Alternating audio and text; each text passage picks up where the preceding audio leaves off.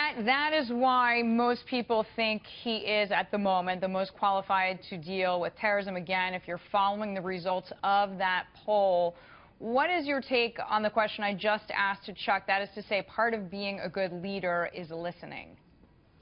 Right. Well, you know, sometimes when you date somebody and you break up and you go for the exact opposite of what the other guy was, I think that's kind of why anyone's taking Trump seriously and, in fact, is so interested in him, because we have Obama right now who talks about terrorism like he's talking about what he had for lunch.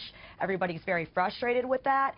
So only something that bad could give rise to someone like Trump, who says a lot of very inflammatory things, a lot of things that I certainly don't agree with, but it's because of what we have going on now that I think people are open to something like this, because at least it's different and it's actually the opposite. Okay, Kat, to your point, I think that's well made. That is to say, he couldn't exist if President Obama were not the president right now. Here are more of his comments on terror. We had a lot of polls coming out today, and they were really good. I expect to win Iowa. We think we're going to do great in Iowa. I get by far the biggest crowds. The bottom line, I think we're going to win Iowa. I think we're going to win New Hampshire big. South Carolina's been unbelievable. And by the way, in Nevada, we're winning big.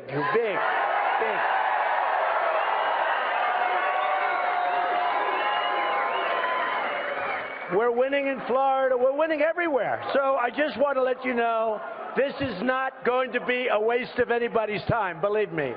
So, Chuck, that's more on the political field. What do you make of his chances in Iowa, specifically against Senator Cruz?